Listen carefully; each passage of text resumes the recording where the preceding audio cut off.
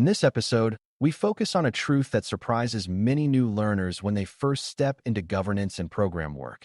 The best security strategy in the world can still fail if it does not fit the organization's culture and constraints. Culture is how people really behave when nobody is watching, and constraints are the hard limits that shape what is possible right now. If you ignore culture, you will design controls that look correct but feel impossible, and people will quietly work around them. If you ignore constraints, you will design plans that cannot be staffed, funded, or sustained, and the program will stall. Reading culture and constraints does not mean giving up on security or lowering standards until they are meaningless. It means choosing approaches that are realistic enough to be adopted, because adoption is how risk actually goes down. When strategies land, they become routine, and routine is the closest thing security has to strength that lasts. The goal is to align security with the way the organization operates while still nudging behavior towards safer patterns over time. Before we continue, a quick note. This audio course is a companion to our course companion books. The first book is about the exam and provides detailed information on how to pass it best.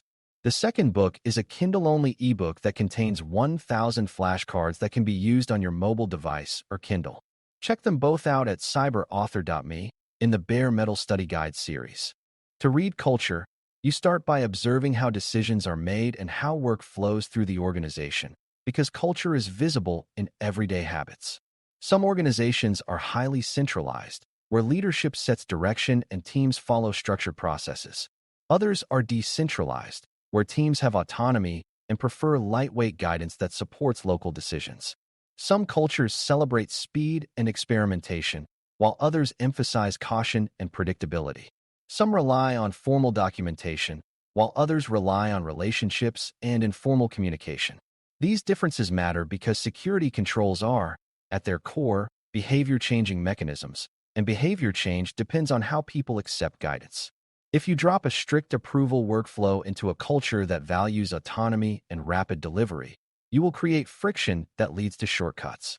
If you offer only optional guidance in a culture that expects clear rules and accountability, you will create confusion and inconsistent behavior. A beginner should learn that reading culture is not guessing personalities. It is mapping how the organization functions. One helpful way to think about culture is to look at what the organization rewards and what it tolerates. If people are rewarded for shipping quickly, they will naturally avoid steps that slow them down unless those steps are clearly justified and made easy. If people are rewarded for stability and uptime, they will be more open to controls that reduce outages, such as change review and strong backup practices. If the organization tolerates workarounds and informal exceptions, security will need a stronger exception process and clearer boundaries, or risk will leak through informal channels. If the organization values transparency and learning, security can use post-incident reviews and shared lessons to build better habits. If the organization is blame-oriented, people will hide mistakes, which means security needs safe reporting channels and careful messaging. These cultural signals tell you how to frame strategies so they feel aligned with success rather than in conflict with it. Constraints are the second part, and they are not just budget. Constraints include staffing levels, skill availability, existing technical complexity, legacy systems, regulatory obligations, vendor contracts, timelines, and even physical realities like distributed locations and varied device types. A strategy that assumes a highly staffed security team will not work in an organization with a small team and many responsibilities. A strategy that assumes modern infrastructure will struggle in environments with old systems that cannot be changed quickly. A strategy that assumes constant training time will fail if staff cannot be pulled away from operations. Constraints also include political and organizational constraints, like whether teams can be required to follow centralized standards or whether they must be persuaded. For beginners, it is important to see constraints as part of the environment, not as excuses. Constraints are facts, and good strategy respects facts. When security respects constraints, it earns credibility and can build momentum through achievable wins. The relationship between culture and constraints is where strategy really becomes practical. A culture that values speed might also be constrained by limited staff, which means heavy manual controls will be rejected and unsustainable. In that case, the strategy should emphasize simplicity, automation where possible, and clear defaults that make the secure path the easiest path.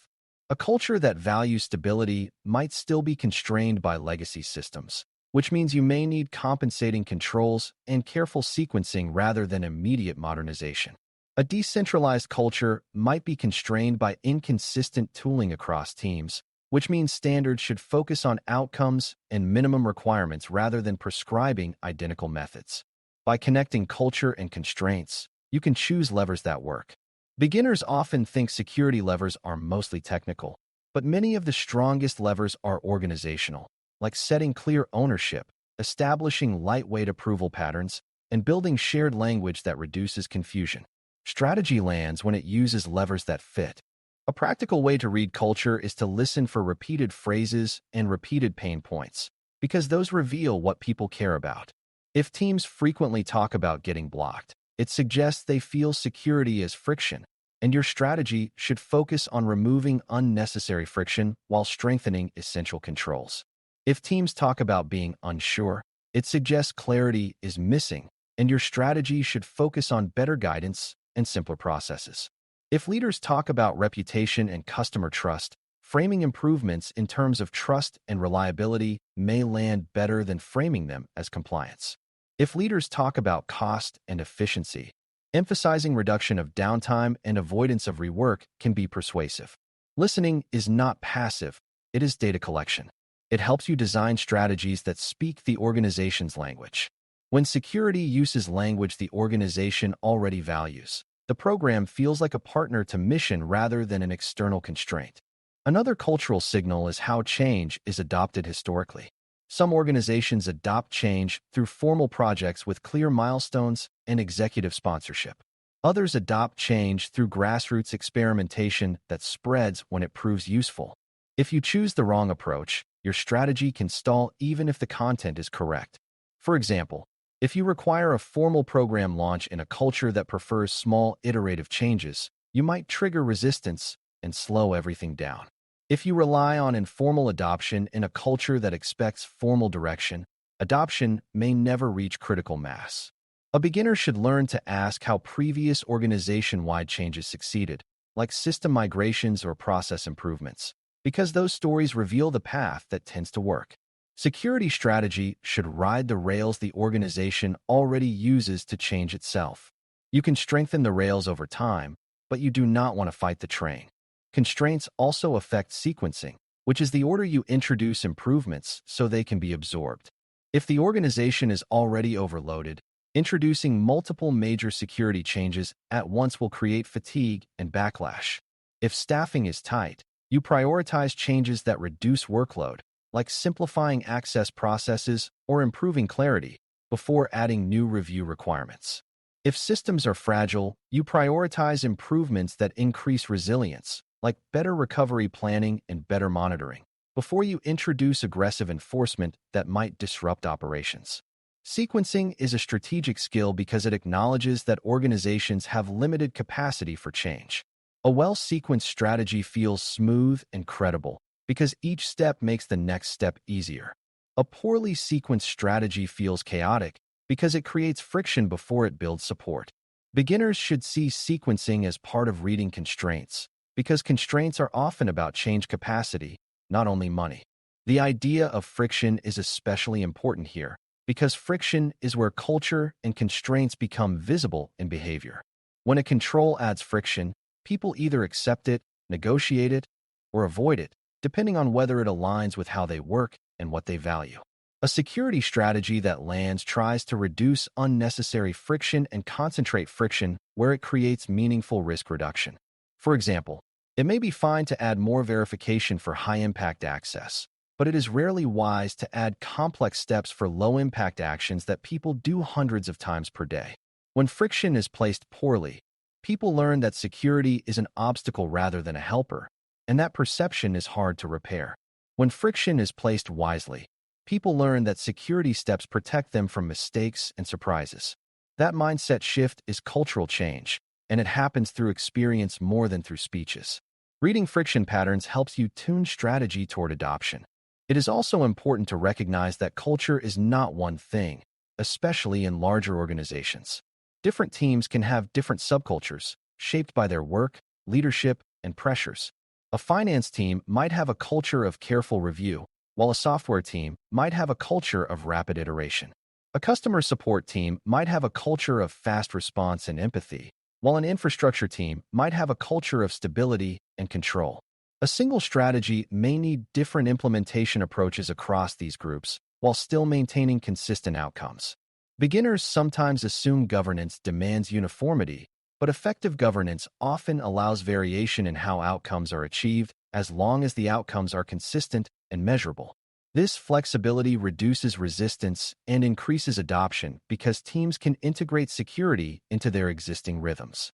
The key is to clearly define the non-negotiable outcomes, like protecting sensitive data and ensuring reliable recovery, while allowing teams to choose methods that fit their workflows.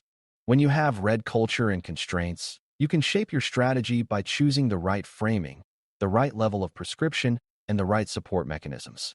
Framing is how you explain why the strategy matters, and it should connect to mission values the organization already respects. Level of prescription is how detailed the requirements are, and it should match the organization's preference for autonomy versus centralized control. Support mechanisms include training, templates, guidance, and help routes, and they should match the organization's capacity. For example, if the organization has limited training time, strategy should include brief, high-impact guidance and embedded reminders rather than long courses. If the organization has limited technical staff, strategy should emphasize controls that can be maintained with existing capacity. If the organization values transparency, publishing clear expectations and progress metrics may build trust. These choices make strategy feel like it belongs, and when it belongs, it lands. Another important aspect is building champions and trusted relationships, because culture often changes through social proof rather than through formal directives. If respected teams adopt a change and can speak positively about it, other teams are more likely to follow. Champions can provide feedback about what is confusing and what is working, which helps refine strategy. They can also help translate security language into local team language, reducing misunderstandings. This is not about manipulating people. It is about using normal human communication to spread good practices in a way that feels authentic. For beginners, it helps to see that governance is a collaboration activity. Policies and strategies do not implement themselves, and adoption is often a human challenge. Champions help adoption become a shared achievement rather than a forced compliance event. When you align champions with clear outcomes and practical support, the organization gains durable security habits. Reading culture and constraints also helps you choose what not to do, which is a skill that protects programs from collapse. If an organization cannot support a high-touch manual review for every decision, you avoid designing that as the main control.